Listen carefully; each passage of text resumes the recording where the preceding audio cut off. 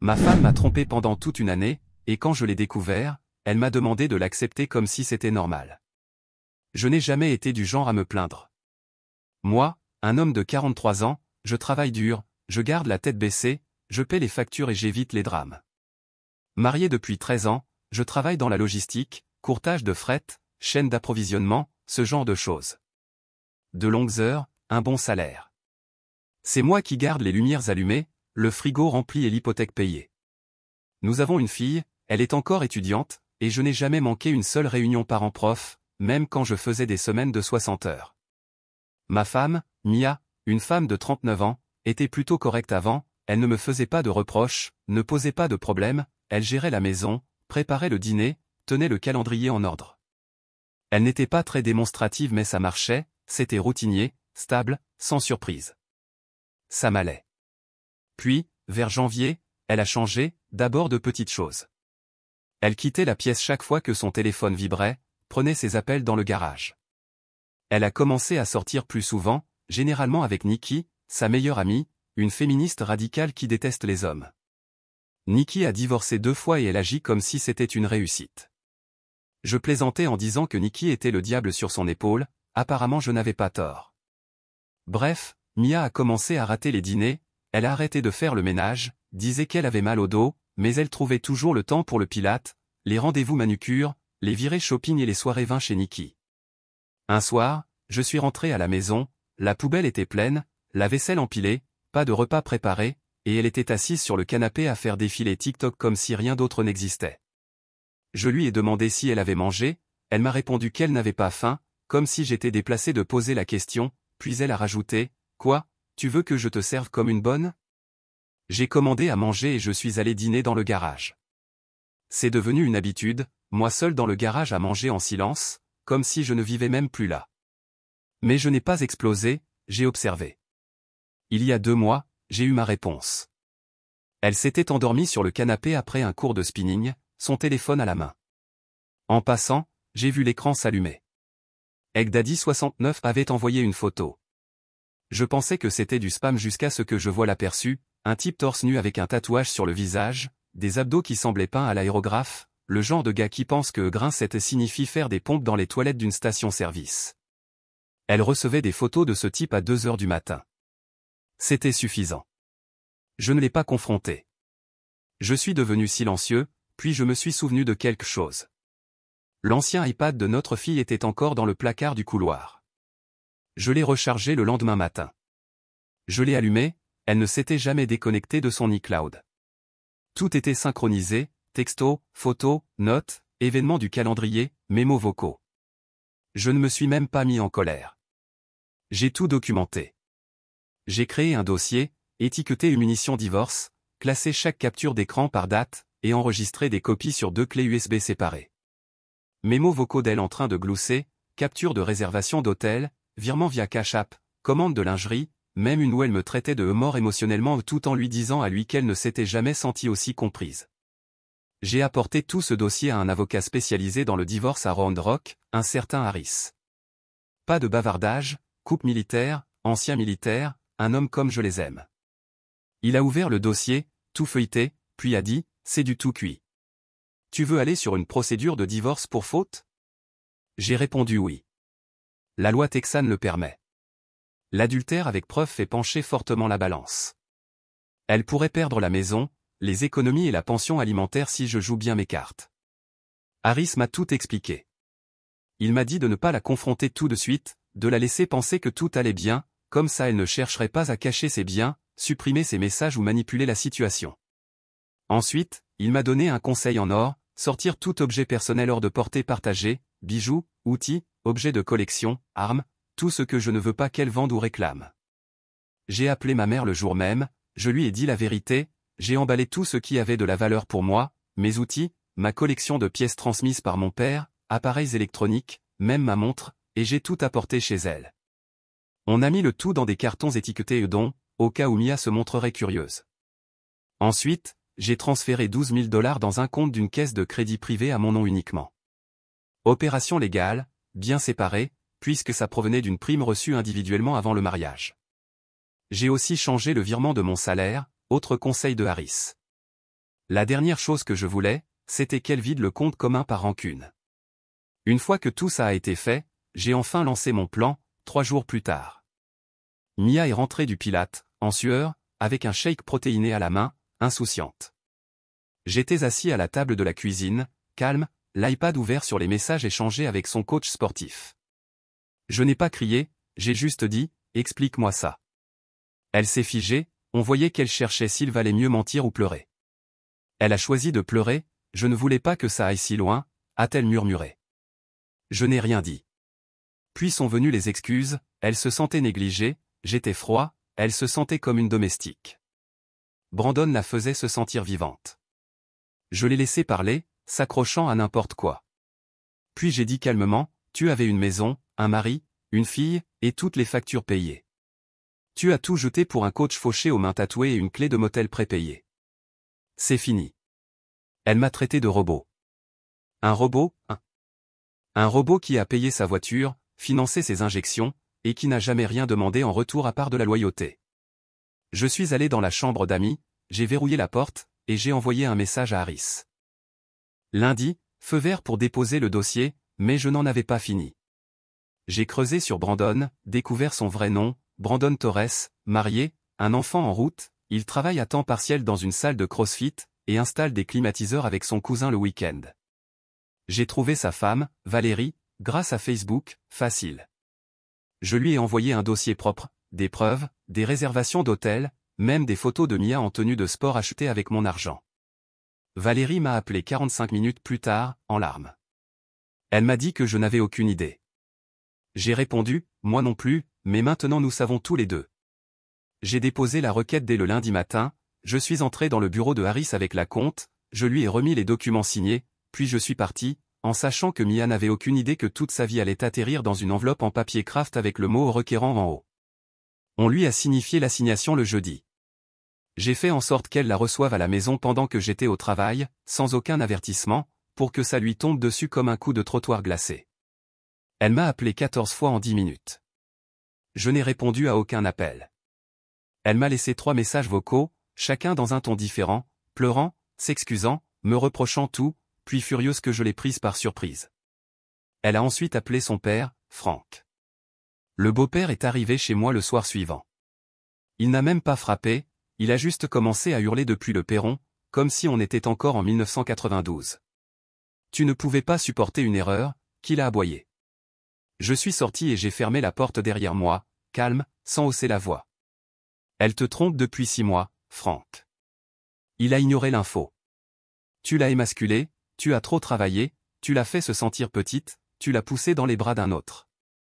Celle-là m'a fait éclater de rire, assez fort pour que le voisin d'en face tourne la tête. Frank, elle envoyait des confirmations d'hôtel et des photos de lingerie pendant que je payais les frais de scolarité de ta petite fille. Je ne l'ai poussée nulle part. Ensuite, il a essayé de s'approcher, comme s'il allait se gonfler de colère ou autre. Je lui ai dit, tu poses une main sur moi, et je te verrai aussi au tribunal. Il s'est figé, et retourné à son pick-up, en marmonnant qu'il l'avait mieux élevé que ça. Bien sûr. Plus tard dans la nuit, j'ai reçu la deuxième vague, sa mère, Diane. Elle m'a envoyé un message de 6 paragraphes, une leçon de morale sur comment j'étais en train de détruire la famille, et que les vrais hommes se battent pour leurs femmes, ils ne les abandonnent pas. Apparemment, demander le divorce fait de toi un lâche, mais fuir dans des motels avec un pseudo-influenceur nommé Brandon, c'est juste un appel à l'aide. Je n'ai pas répondu. J'ai tout enregistré. Harris m'a dit, plus il parle, et moins je réponds, plus je parais fort quand on arrive au tribunal. Puis ce fut le tour de Nikki, sa meilleure amie toxique, qui s'est transformée en guerrière de l'Internet. Elle a commencé à envoyer des messages privés aux gens sur Facebook, disant que j'étais émotionnellement abusif, manipulateur, et que je contrôlais ses finances. Apparemment, ne pas lui acheter une Mercedes, c'était du terrorisme émotionnel dans leur petit cercle. Un des messages disait, il l'isolait, la traitait comme une femme de ménage.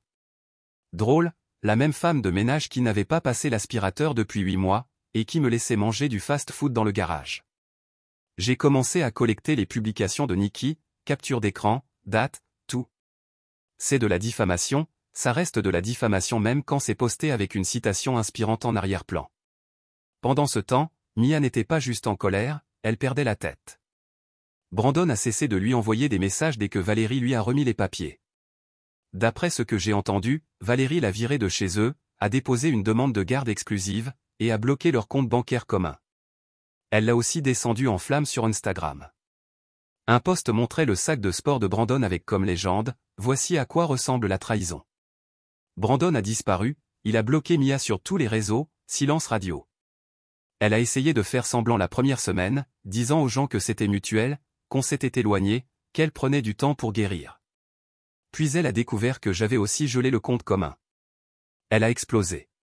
Tu as volé notre argent. Non, j'ai déplacé le mien. Tu ne travailles pas, tu te souviens? Elle a dit à son avocat que je cachais des biens. J'ai montré à Harris mes fiches de paie, mon compte épargne personnel ouvert avant le mariage, et le reçu de virement montrant que l'argent venait d'une prime que j'avais gagnée seule. Légalement inattaquable. Puis elle a essayé de déménager et d'emporter des meubles, des trucs que j'avais achetés des années avant notre mariage. J'avais les reçus pour chaque pièce majeure. Harris a envoyé un avertissement à son avocat. Si un seul autre objet disparaît, nous engagerons des poursuites pour outrage. Elle s'est calmée pendant un jour. Ce vendredi-là, je suis rentré chez moi, et la chambre principale semblait avoir été fouillée. Tiroirs ouverts, affaires disparues, oreillers envolés, mais j'avais déjà déplacé tout ce qui avait de la valeur chez ma mère des semaines auparavant, grâce à Harris. Elle avait pris des plaids et une lampe de chez Target. Puis est venue la meilleure partie. Elle a essayé de manipuler notre fille pour qu'elle revoie la situation. Elle lui a dit que je détruisais tout, que je prenais des décisions irréfléchies. Ma fille m'a appelé et m'a demandé, droit dans les yeux, « Est-ce que c'est vrai ?» Je lui ai dit toute la vérité. Je lui ai dit, « J'ai des preuves, et tu n'es plus une enfant. Si tu veux les voir, je te les montre. » Elle n'a rien demandé. Elle a juste dit, « Alors je reste avec toi. » Ça a anéanti Mia. Elle a vite compris qu'elle ne perdait pas seulement son mariage, elle perdait aussi la seule crédibilité qui lui restait. Alors elle a changé de stratégie, encore une fois. Maintenant, elle voulait parler. Je l'ai laissé parler. On s'est assis dans la salle à manger. Elle portait ce même sweat à capuche trop grand qu'elle met toujours quand elle veut paraître fragile. Elle a dit qu'elle avait fait des erreurs, qu'elle se sentait invisible, elle a essayé de me blâmer pour être trop robotique. Je lui ai demandé, « Qu'est-ce qui te manque exactement chez moi maintenant? Les paiements de l'hypothèque ou l'assurance dentaire ?» Elle n'a pas répondu, elle s'est contentée de me fixer. J'ai mis fin à la conversation sur le champ. Ce n'est pas une séance de thérapie, c'est du nettoyage.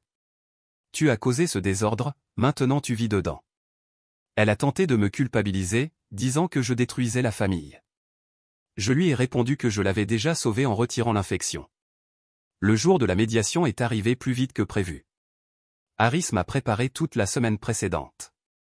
Nous nous sommes installés avec des classeurs étiquetés, séparés par onglet, indexés, comme si nous allions présenter un briefing militaire. Harris n'était pas seulement un avocat, c'était une véritable arme. Tout ce que Mia pensait pouvoir utiliser, nous avions 10 longueurs d'avance. Mia est entrée dans la salle de conférence en mode performance totale, coiffure impeccable, lunettes de soleil en intérieur, un café glacé comme accessoire. Elle avait l'air de se rendre à une audition de mannequinat, pas à une négociation juridique. Son avocat avait l'air misérable, probablement parce qu'elle n'avait pas arrêté de parler pendant la montée en ascenseur.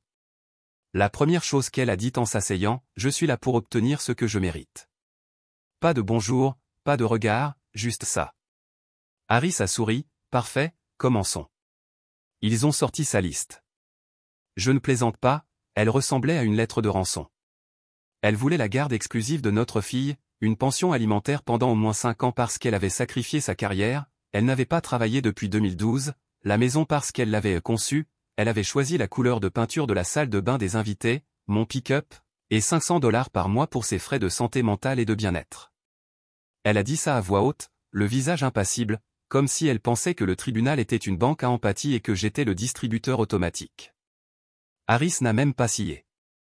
Il a glissé un classeur intitulé Biens matrimoniaux et chronologie, puis l'a ouvert à l'onglet montrant que j'avais acheté la maison 2 ans avant même notre mariage, propriété exclusive, à mon seul nom. Il a pointé du doigt et dit, cette maison n'a jamais fait partie du patrimoine commun, et même si c'était le cas, l'adultère donne au tribunal le pouvoir discrétionnaire de l'attribuer à la partie non fautive.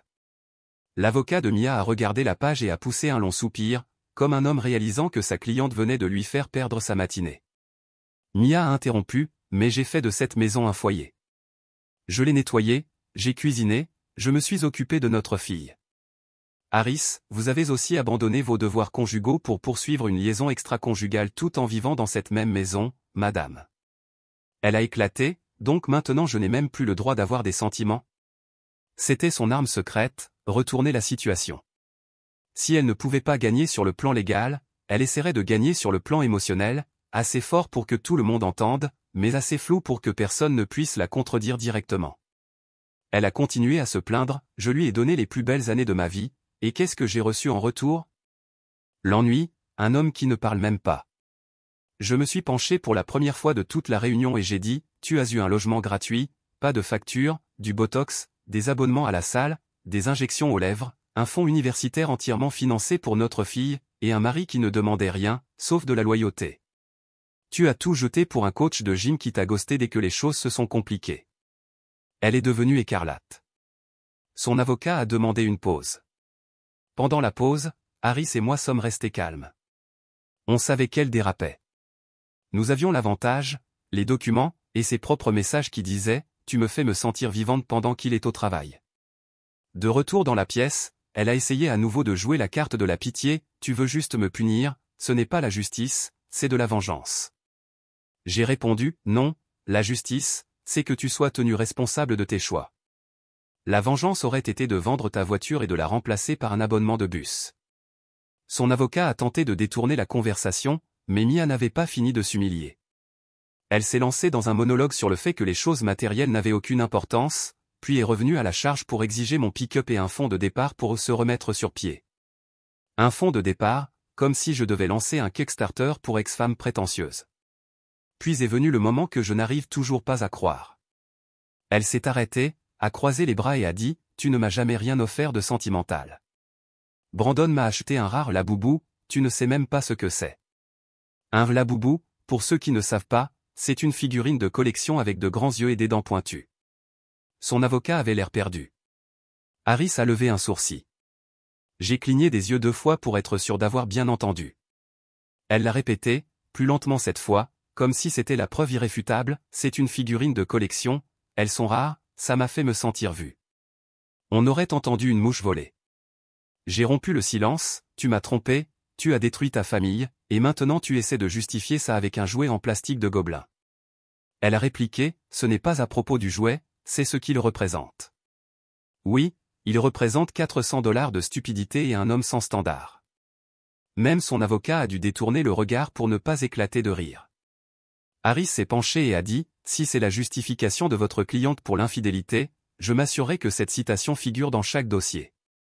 La réunion s'est arrêtée là. Mia a quitté la salle en trombe, en disant qu'elle ne signerait rien sous pression. Son avocat est resté, a dit à Harris en privé, elle n'obtiendra rien de tout ça devant le tribunal, je vais lui parler. Nous sommes sortis calmement, comme 2 hommes quittant une visite chez le dentiste pendant que le prochain patient crie dans la salle d'attente. De retour à la maison, j'ai fait une liste, noté tout ce qu'elle avait essayé de prendre, chaque menace qu'elle avait faite. Harris m'a dit, plus je documente, plus ce sera clair devant le juge. Après le désastre de la médiation, Mia est restée silencieuse pendant 3 jours. Je savais mieux que de croire que c'était une reddition. Cette femme n'a jamais admis la défaite, elle recalculait juste, puis revenait 2 fois plus instable. Au 4e jour, la phase de contrôle des dégâts a commencé. Ça a débuté avec ses stories Instagram, celles pleines de musique mélancolique et de phrases du genre la guérison n'est pas linéaire ou parfois, c'est le méchant qui raconte l'histoire en premier, des absurdités typiques. Puis sont venues les publications de groupe, entoure-toi de personnes vraies, une photo d'elle avec Nikki et 2 autres gremlins, en train de boire des smoothies hors de prix, avec pour légende les femmes fortes se reconstruisent, les vraies reines ne courent pas après les rois, elles remplacent les trônes. J'ai ri. Des reines qui utilisent ma carte de crédit pour acheter des poudres protéinées et du botox. Nikki s'est mise à publier aussi, elle taguait Mia dans de longs fils de discussion sur la survie à l'abus narcissique et le courage de s'en aller. C'est drôle comme ça fonctionne, ma femme me trompe, ne fournit aucune preuve, mais d'une manière ou d'une autre, c'est elle la victime, et moi je suis le manipulateur parce que j'ai osé lui demander de ne pas dépenser $300 en leggings. Puis sont arrivés les messages privés, des amis, des membres de la famille, d'anciens collègues, des gens qui ne m'avaient pas écrit depuis des années, soudainement pleins de conseils. Salut mec, je ne prends pas parti, mais peut-être que vous devriez essayer une thérapie de couple, elle souffre vraiment, par lui, soit la personne mature. Je n'ai répondu à aucun d'eux, j'ai juste tout capturé et transmis à Harris. Ces mots exacts, ne mords pas à l'hameçon, le tribunal se fiche du drame social, mais il adorera voir qu'elle utilise des tierces personnes pour te mettre la pression. C'est de la coercition si jamais on en a besoin. Puis est venu le coup que nous attendions, mais qui m'a quand même mis en colère. Elle a déposé une demande d'ordonnance restrictive temporaire. J'ai trouvé l'avis scotché à ma porte d'entrée en rentrant du travail. Elle affirmait que j'étais verbalement agressif, émotionnellement menaçant, et que j'avais des antécédents d'intimidation. Elle demandait que je sois interdit d'entrer dans notre domicile commun et de la contacter sous quelque forme que ce soit. Cette dernière partie m'a vraiment fait rire, elle m'envoyait des messages tous les jours depuis 2 semaines, pour poser des questions absurdes du genre « As-tu payé la facture à chaud ou le toiletteur pour chien est-il toujours en activité ?» J'ai appelé Harris immédiatement, il s'y attendait. Il m'a dit que c'était une tactique pour gagner du temps, elle essaie de retarder le procès en se faisant passer pour une victime. Heureusement pour moi, je documentais tout, chaque interaction, chaque conversation, chaque appel. J'ai installé des caméras de sécurité à l'intérieur et à l'extérieur de la maison dès le lendemain du dépôt de divorce, avec détection de mouvement, sauvegarde sur le cloud, audio activé. Le Texas est un État à consentement unilatéral, et comme j'y vis, tout est légal. Harris a immédiatement déposé une requête pour annuler l'ordonnance et a soumis les enregistrements de sécurité, les captures de ses messages, les messages vocaux, les horodatages, tout ce qui prouvait qu'elle me contactait constamment, pas l'inverse. Je lui ai aussi fourni un enregistrement de la veille du dépôt. Elle était rentrée après une de ses randonnées de guérison avec Nikki, a essayé de parler. Je lui ai dit calmement, je ne discute de rien sans mon avocat. Elle a levé les yeux au ciel et dit « Tu es un lâche ». Ensuite, elle est restée debout dans le couloir à pleurer faussement pendant 20 minutes tout en scrollant sur son téléphone. Tout a été filmé. Le juge a rejeté l'ordonnance avant même qu'elle n'atteigne l'audience complète. Mia ne s'est pas présentée au rendez-vous de suivi. Son avocat a envoyé un email à Harris disant que sa cliente était émotionnellement dépassée et avait besoin de temps pour digérer. Traduction, elle a été prise en flagrant délit de mensonge et ne voulait pas que cela soit inscrit dans le dossier. Après ça, les choses se sont dégradées rapidement. Elle est revenue à l'attaque, a exigé que je lui rende la chambre principale, parce que sa santé mentale dépendait du confort, a exigé de pouvoir utiliser mon pick-up, parce que toi tu travailles de la maison maintenant, et moi j'ai des rendez-vous. J'ai décliné poliment par écrit. Elle a réagi en saccageant la salle de bain d'amis, cheveux dans l'évier, maquillage sur les murs, serviettes par terre, elle a même laissé une serviette hygiénique usagée sur le plan de travail, une nuit, comme si ça allait me briser. J'ai continué à tout documenter, chaque photo, chaque détail. Harris a dit, laisse-la se saboter, elle fait tout notre travail à notre place. Puis sont revenues les fausses larmes. Elle s'est assise à la table de la salle à manger et a dit qu'elle voulait arranger les choses, qu'elle n'était pas prête à abandonner, que Brandon ne comptait pas. Puis elle m'a regardé droit dans les yeux et m'a demandé, est-ce qu'on peut juste mettre tout en pause ? Tu me manques. Je lui ai posé une seule question, est-ce que je te manque, ou c'est le train de vie qui te manque ? Elle n'a pas su répondre, elle a marmonné quelque chose à propos de ne pas vouloir tout diviser comme des ennemis. J'ai dit, tu aurais dû y penser avant les motels. C'est là que l'ambiance a changé. Son visage s'est figé, elle s'est levée et a dit très bien avant de s'en aller, comme elle claquait les portes autrefois quand je lui demandais juste de vérifier le courrier. Ce soir-là, elle a posté un selfie sans effort avec pour légende, perdu mais je me bats encore. Me battre contre quoi ? La réalité ?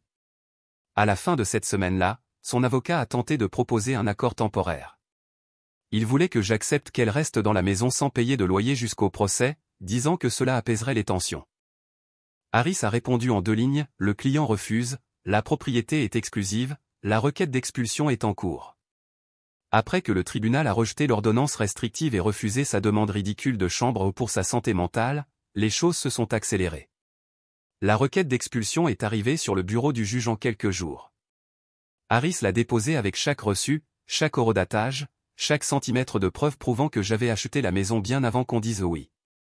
Son nom n'a jamais figuré sur le titre de propriété, ni lors de l'achat, ni après le mariage. J'avais même l'acte de propriété original et les documents de clôture datant de 2010, à l'époque où elle travaillait encore à l'accueil d'une salle de sport, et moi je débutais dans la logistique. 2 jours plus tard, le verdict est tombé. Elle avait 10 jours ouvrables pour faire ses valises et quitter les lieux, sans prolongation, sans appel. On pourrait croire qu'elle aurait réagi intelligemment, qu'elle serait restée discrète, stratégique. Non, elle a choisi l'option nucléaire. D'abord, elle a détruit la salle de bain principale, teinture capillaire dans l'évier, vêtements découpés en morceaux éparpillés au sol comme un projet d'art triste. Elle a même pris mon rasoir électrique pour se raser un demi-sourcil devant un miroir de maquillage.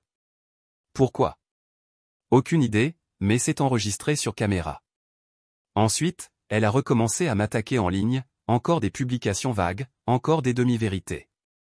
Cette fois, elle parlait d'abus financiers, racontait aux gens que je lui arrachais sa maison sans prévenir. C'est drôle, parce que l'ordonnance judiciaire lui donnait littéralement 10 jours de délai et le contact d'un shérif pour l'exécution, procédure standard. Elle a aussi tenté d'impliquer à nouveau notre fille, lui a envoyé un long message disant que papa rend maman sans abri et que le véritable amour ne traite pas les gens comme des objets.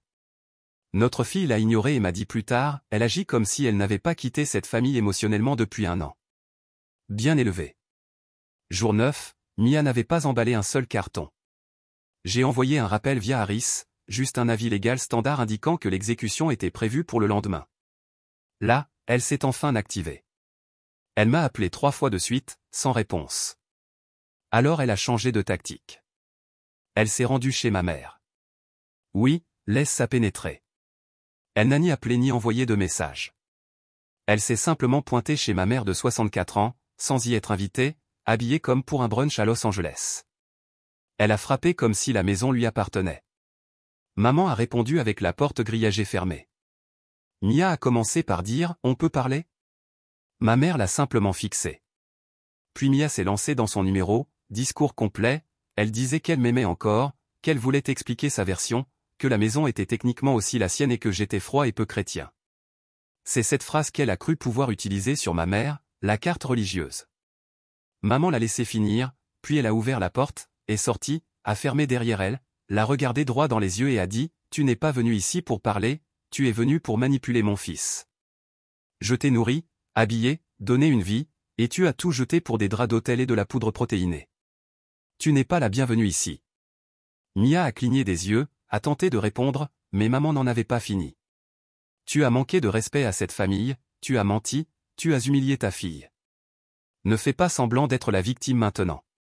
Tu as fait ton lit, alors va y pleurer. » Puis elle est retournée à l'intérieur. Mia est restée là 1 minute, sans dire un mot, puis elle est retournée à sa voiture et est partie. 1 heure plus tard, elle m'a envoyé un message, « Ta mère me déteste, je croyais faire partie de ta famille. » Je n'ai pas répondu, j'ai transféré le message à Harris. Le lendemain matin, le shérif est arrivé, procédure standard d'escorte, 2 adjoints avec caméra corporelle. Ils lui ont donné 20 minutes pour prendre ses affaires essentielles et partir. Tout le reste devait être récupéré ultérieurement via avis légal. Elle a essayé de discuter, a dit qu'elle n'avait pas fini de faire ses valises. Ils lui ont répondu que ce n'était pas leur problème. Elle m'a regardé comme si j'étais censé intervenir. Je n'ai pas bronché, je suis resté en bas des escaliers, les bras croisés, pendant qu'elle attrapait une valise et tentait de paraître pitoyable. En partant, elle n'a même pas fermé la porte. Elle a juste roulé sa valise jusqu'au trottoir et est montée dans la voiture de son ami Nikki. J'ai vu Nikki me fusiller du regard depuis le siège conducteur, comme si c'était moi qui avais couché avec un coach de gym déjà marié. Une fois qu'elle est partie, je suis monté à l'étage, j'ai inspecté les pièces. Le dressing principal à moitié vide, elle avait pris les trucs à la mode, laissé les vêtements bon marché, les fringues achetées via des pubs Instagram. Salle de bain vidée, sauf un tiroir. À l'intérieur, une note. Elle disait simplement, « Tu es sans cœur, tu finiras seul, Brandon est peut-être parti, mais au moins il m'a fait me sentir femme. » Je l'ai jetée à la poubelle, à côté de la bougie vide avec laquelle elle faisait semblant de méditer. Harris m'a appelé plus tard dans la journée. Il m'a dit que son avocat cherchait à rouvrir la médiation et à revoir les options de règlement. Apparemment, maintenant qu'elle n'avait plus de toit, elle voulait renégocier. Je lui ai répondu que j'en avais fini avec les négociations avec quelqu'un qui a eu besoin d'un shérif pour faire une valise. Nous avons déposé la demande pour aller directement au procès. Elle voulait du drame, elle allait avoir de la procédure. Le jour du procès est enfin arrivé, après 2 mois de silence. Plus de messages de Mia, plus de publications de Nikki, même son avocat s'était tu. Je savais ce que cela signifiait. Soit il préparait une dernière tentative désespérée, soit il faisait traîner en espérant que je cède. Trop tard. Je suis entré dans le tribunal vêtu d'un simple costume bleu marine, sans montre, sans chaîne, sans mise en scène, juste un dossier, mon avocat et une traçabilité financière digne d'une banque. Harris portait une véritable mallette, noire, usée sur les bords, construite comme une arme. Mia est arrivée avec 15 minutes de retard, portant un blazer bon marché sur un legging de yoga, comme si elle jouait à faire semblant d'être sérieuse. Pas de bague de mariage, maquillage complet, visage faussement solennel. Elle est entrée seule, sans ses parents, sans Nikki, sans Brandon, juste elle et son nouvel avocat, un type plus jeune qui avait l'air de préférer défendre des contraventions de stationnement. Le juge nous a appelés. Tout était déjà versé au dossier, donc ce ne serait pas un drame de plusieurs jours. Nous avions les preuves, elle avait des excuses. Son camp a ouvert avec un plaidoyer émotionnel, elle se sentait déplacée, abandonnée émotionnellement, financièrement gelée. Harris a objecté à la moitié du discours avant même qu'il n'ait terminé la deuxième phrase. Le juge a soutenu chaque objection et a précisé que ceci était une audience de bien et de garde, pas une session de thérapie. Ensuite, vinrent les finances. Elle affirmait que j'avais caché des avoirs, que j'avais transféré des fonds vers des comptes inconnus et que je la laissais volontairement sans ressources. Harris s'est approché calmement, a posé 2 dossiers devant le juge et a dit, à la page 6, on voit que le compte a été ouvert avant le mariage. À la page 9 figurent les déclarations fiscales prouvant que les fonds ont été acquis exclusivement par le requérant. À la page 12, la confirmation écrite que ces fonds ont servi à couvrir les frais d'éducation de la fille, l'assurance du véhicule et l'entretien de la maison, auquel la partie défenderesse n'a rien contribué depuis 2019. Ensuite, Harris s'est tourné vers le nouvel avocat de Mia et a dit « Vous voulez une 3e copie ?» Il a décliné. Sujet suivant. Les cadeaux. Lors de la procédure de découverte, nous avons appris que Mia transférait entre 2 cents et $500 par semaine à Nikki depuis le dépôt. Elle appelait ça le coaching bien-être, accompagnement émotionnel, et accroche-toi, thérapie de traumatisme. Sauf que Nikki n'est diplômée de rien. Elle vend des bougies sur Etsy et repartage des citations Twitter sur l'énergie de guérison. Harris a apporté les relevés bancaires, les a disposés par ordre chronologique, montrant que chaque paiement suivait une audience, un appel d'avocat, ou un échec de médiation, comme si elle payait son ami pour crier en ligne et salir mon nom. Le juge a baissé ses lunettes et a demandé « Madame Torres, ces paiements vont-ils à une thérapeute diplômée ?» Mia a répondu « À quelqu'un qui m'aide à traiter mes émotions dans un espace sûr. » Le juge a dit « Donc une amie. » Mia a hoché la tête, une guérisseuse spirituelle. C'était sa défense. Le juge a noté quelque chose et a dit « Nous reviendrons là-dessus lors de la discussion sur les aides post-divorce. » Puis ce fut mon tour. Harris a tourné page après page. Capture d'écran où Mia appelle Brandon Daddy pendant que je payais l'onglerie. Invitation calendrier pour des motels en semaine pendant que notre fille était à l'université. Photo de lingerie commandée avec ma carte bancaire, livrée à une boîte postale que je ne connaissais même pas. Note vocale où elle se plaint que je suis trop focalisé sur l'argent, tout en suppliant Brandon de l'emmener en vacances. Le juge lui a demandé si elle souhaitait répondre. Elle a dit que tout cela était sorti de son contexte. Harris a dit « Madame, ce sont vos mots et vos achats, le contexte ne change pas les relevés bancaires. » Puis est venue la frappe finale. Harris a sorti une commande Amazon imprimée, l'une des rares qu'elle avait oublié de supprimer de l'historique partagé prime. C'était le Labubu rose pailleté, $418 avec taxes et livraison. Il l'a glissé sur la table et a dit « Elle affirme avoir été négligée émotionnellement, mais elle a utilisé des fonds matrimoniaux pour acheter ça, après le début de la liaison. » La salle d'audience est restée silencieuse. Le juge a plissé les yeux et demandé « Qu'est-ce que c'est ?»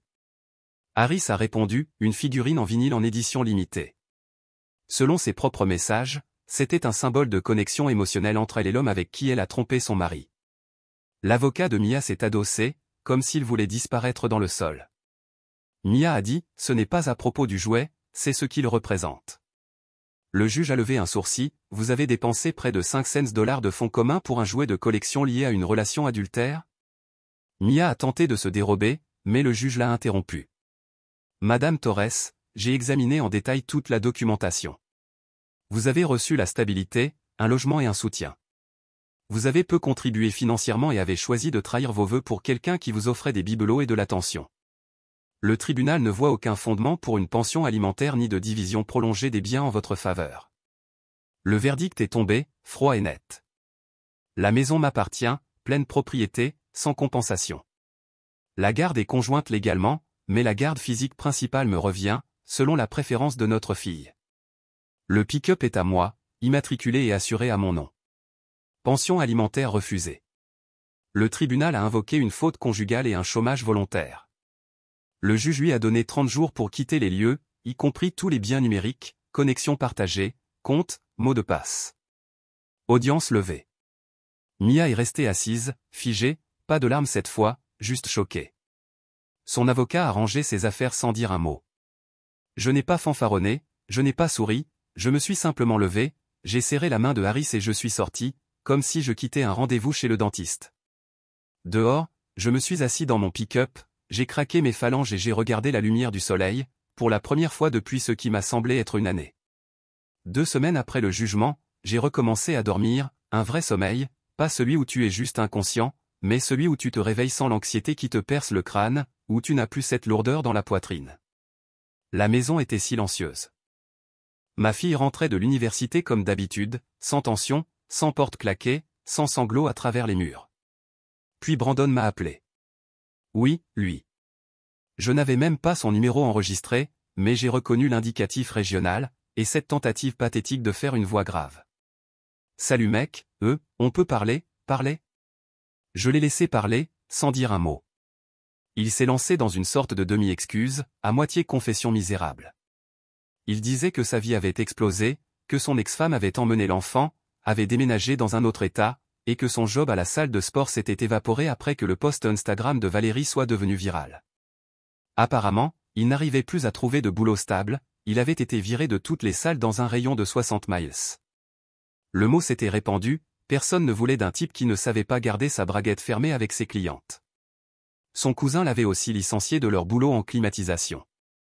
J'ai fait des erreurs, mec, mais elle, ton ex, elle m'a dit que c'était fini entre vous, que t'étais froid, absent.